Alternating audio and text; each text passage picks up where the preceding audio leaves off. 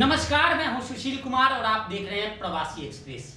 आज एक बार फिर हमारे साथ डॉक्टर के.एल. गर्ग मौजूद हैं जो बताएंगे शुगर के बारे में कि आखिर आज प्रत्येक व्यक्ति शुगर की समस्याओं से जूझ रहा है। ऐसे में उसे क्या करना चाहिए और किस तरह इस पर कंट्रोल किया जा सकता है, इस संदर्भ में जानेंगे। गर्ग साहब, आपका स्वागत है। बहुत बहुत धन्यवाद सुशील जी।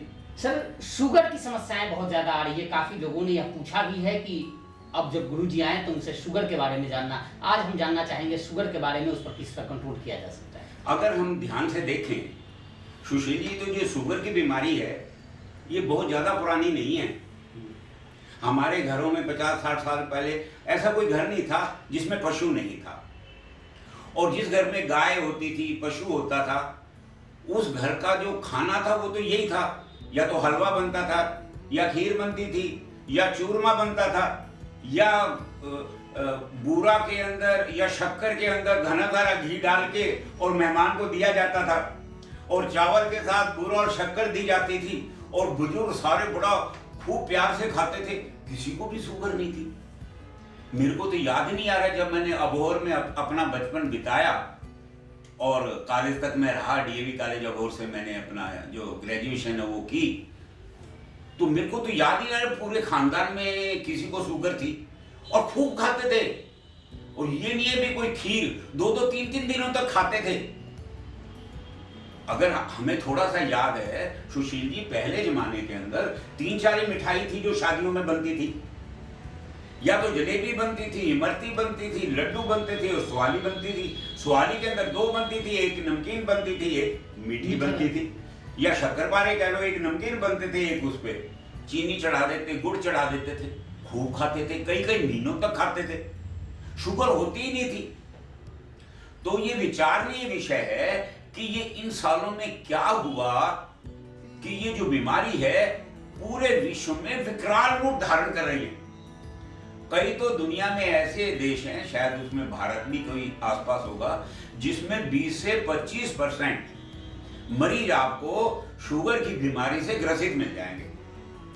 और ये इतनी गंदी बीमारी है, जिसको शुगर की बीमारी हुई उसकी किडनी, उसका लीवर, फिर डायलिसिस, और फिर भगवान की कृपा। डॉक्टर आपको गोली से स्टार्ट करेगा।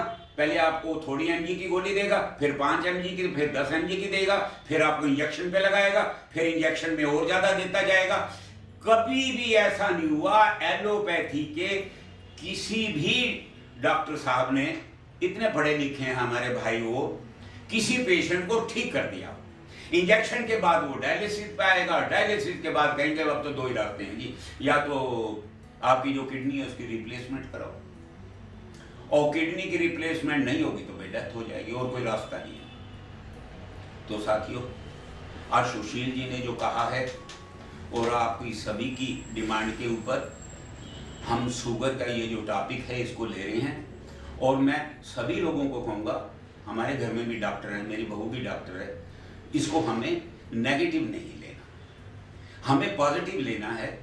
हमारी एलोपैथी भी बहुत चीज़ों में बहुत अच्छी है, जहाँ की हमारी नेचुरोपैथी आयुर्वेदिक काम नहीं करती, कोई एक्सीडेंट हो जाता है, वो हो जाता है, ऑपरेशन वगैरह है, बहुत अच्छी हैं, ये बात नहीं है। लेकिन सवाल ये है, बीमारी पैदा हुई क्यों, हमें शुगर हुई क्यों? जब 50 साल पहले नहीं थी, 100 साल पहले ये बीमारी नहीं, तो अब क्या हो गया?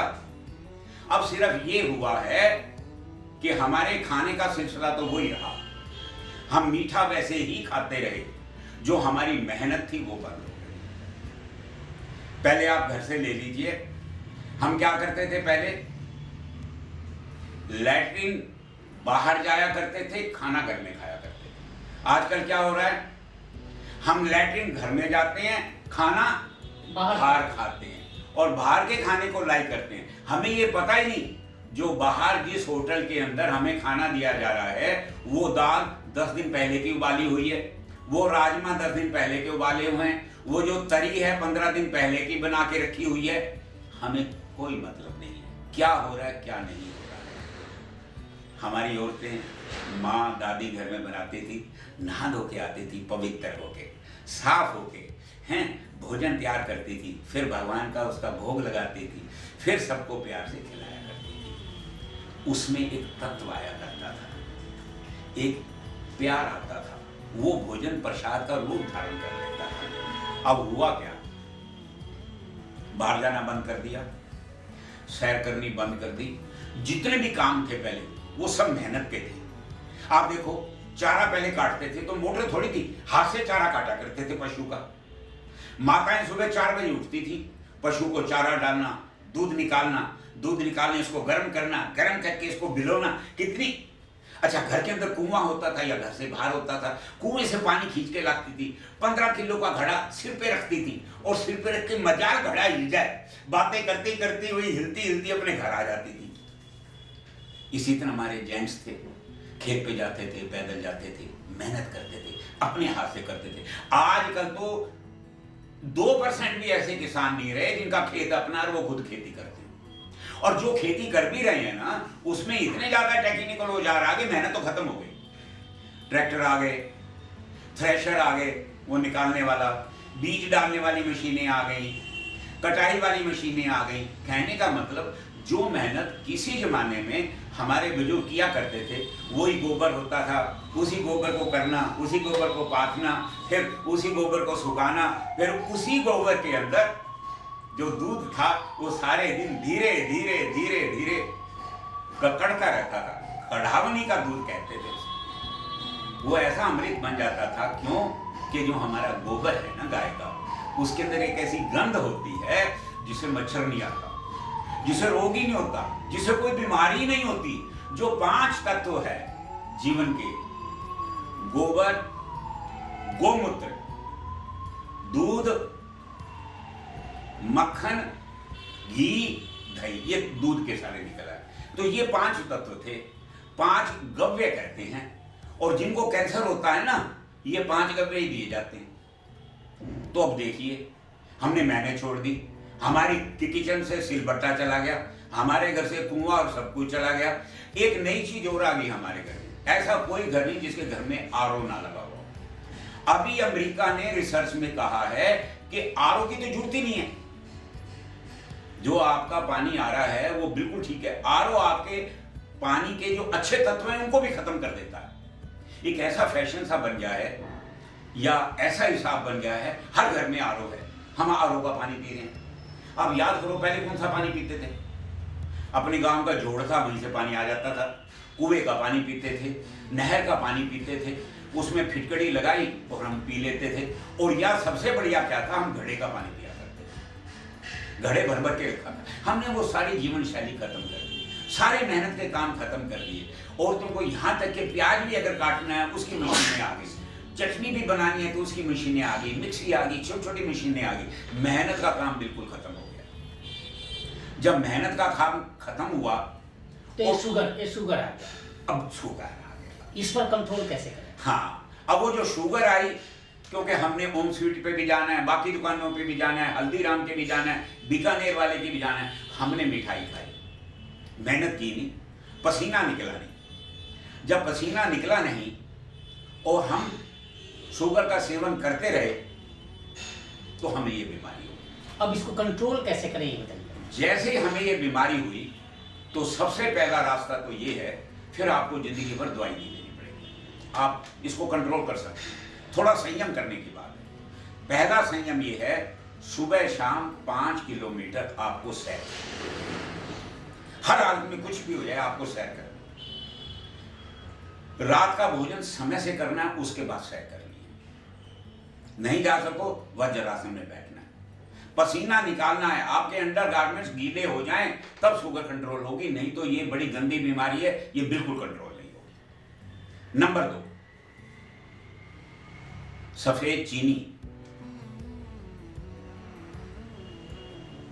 दूध, कौन सा?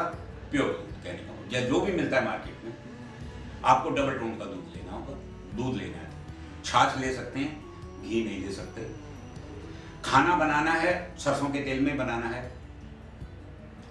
और कोई तेल आप यूज नहीं करेंगे। अगर आप और कोई भी तेल यूज करेंगे तो आपका नुकसान होगा। नेचुरोपैथी ये कहती है, जिस इलाके में जो तेल पैदा होता है, इस इलाके में सरसों पैदा होती है, हम सरसों का तेल यूज करेंगे। जिस इलाके में मूंगफली पैदा होती है हम मूंगफली का तेल यूज करेंगे, जितने इलाके समुद्र के किनारे हैं हम नारियल का तेल यूज करेंगे। तो प्रकृति ने हर एरिया के हिसाब से वहां पे तेल पैदा करा है, उसी तेल को हम यूज करेंगे। हम रिफाइंड नहीं यूज करेंगे, ये हमारे शरीर को बहुत नुकसान करता है। 3 घानी का तेल भी नहीं लेंगे, सिंगल घानी का। अगर आप मस्टर्ड ऑयल सरसों का तेल यूज करते हैं तो आपको बहुत ज्यादा फायदा होगा। शुगर के अंदर सफेद चीनी मैंने बता दिया आपको छोड़नी है। 5 फल आपको नहीं खाने, आम, केला, चीकू, लीची और अंगूर। सुशील जी 5 फल हमें छोड़ने पड़ेंगे, आम, केला, चीकू, लीची, अंगूर। हमें बेसन से बनी और मैदा से बनी कोई चीज नहीं खानी।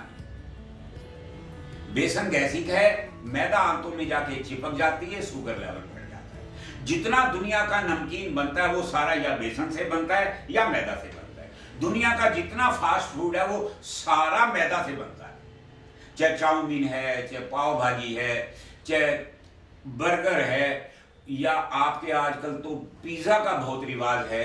ये सब मैदा से बनते हैं और सब बीमारियों का कारण है। तो हमें मैदा से बनी कोई चीज नहीं खानी, हमने बेसन से बनी कोई चीज नहीं खानी, हमने चीनी को छोड़ना है।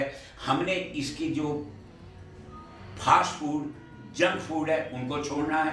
पानी मैंने आपको बताया वैसे ही पीना है जैसे हमें पानी पीना है। एक चीज बहुत ध्यान देना, शुगर वाले को गेहूं और चावल जहर है शुगर वाले। सुशील जी अगर वो गेहूं और चावल को खाएगा तो उसकी शुगर कभी ठीक होगी ही नहीं। तो खाए क्या फिर? हाँ, ये आपका बहुत अच्छा सवाल है कि अब ऐसे में वो आदमी करे क्या। आजकल कहते हैं मल्टीग्रेन का जो आटा है वो हमें खाना चाहिए शुगर वाले को, और मल्टीग्रेन का दलिया खाना चाहिए।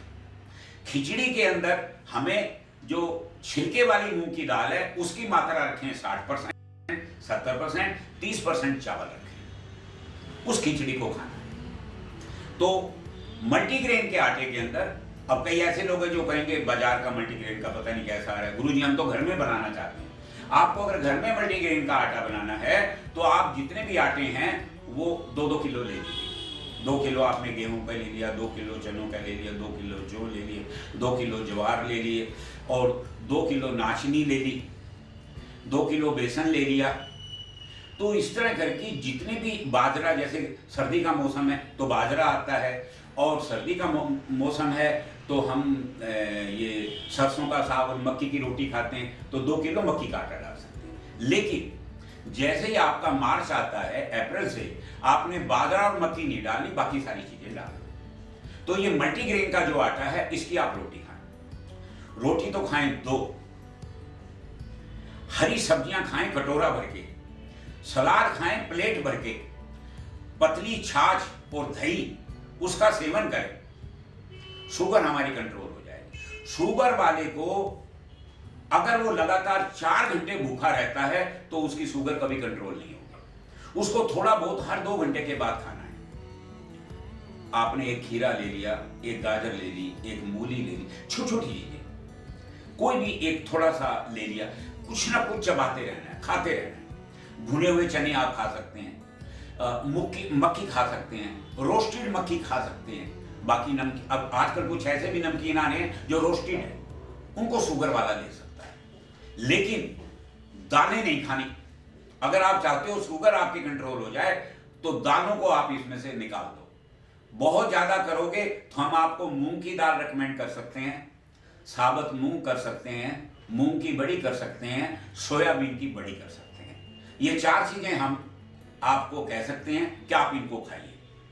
अगर आप अपना जीवनचर्या को पूरा रखेंगे, खाना टाइम से खाएंगे, और जो मैंने तत्व बताए हैं उन तत्वों का सेवन करेंगे। अगर कोई आदमी गाय का दूध, देसी गाय का दूध उसको मिल सकता है तो उसका प्रयोग अगर घर में करता है, उसकी दही खाता है, उसकी छाछ लेता है, तो उसके लिए बेहतर है। तो शुगर वाला मरीज जो है उसको इस चीज का बहुत ध्यान करना है कि जब भी वो घर से निकले, अब क्योंकि बाहर जो कुछ भी मिलेगा वो ठीक नहीं मिलेगा। वो कोई एक खीरा है, कोई मूली है, गाजर है, वो अपने साथ लेके निकले।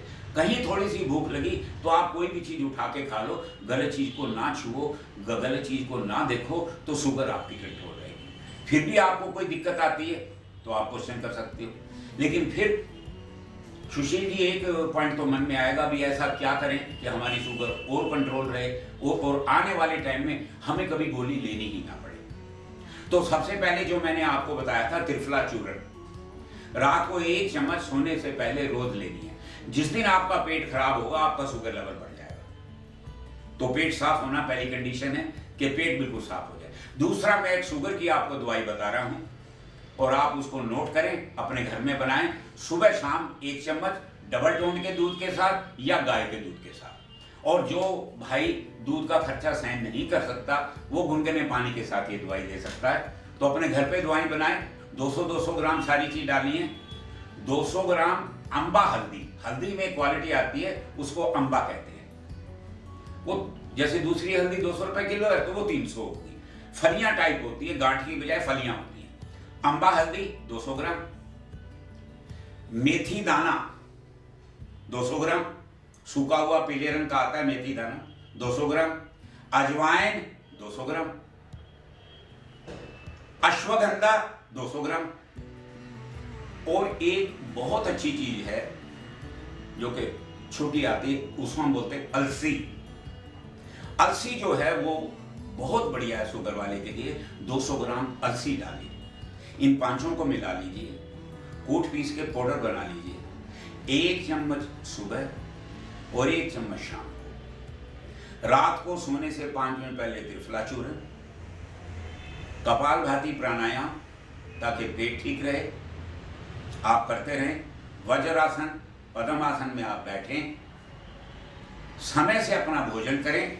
2 बजे का भोजन का टाइम है, 1 बजे का, और शाम को 4 बजे कर रहे हैं तो शुगर वाला जो मरीज है उसकी शुगर कंट्रोल नहीं है, उसके शरीर के अंदर समय पे वो भोजन जाना नहीं। सुशील जी, ये मैंने सारी बातें बताने की कोशिश की हैं और जो हमारे दर्शक हैं उनसे भी प्रार्थना कर रहा हूँ कि आप शुगर के सारे पॉइंट नोट कर लें, आराम से सुनें, क्योंकि यूट्यूब चैनल के अंदर तो एक बार सुन के आप दोबारा भी सुन सकते हो, उसको नोट भी कर सकते हो।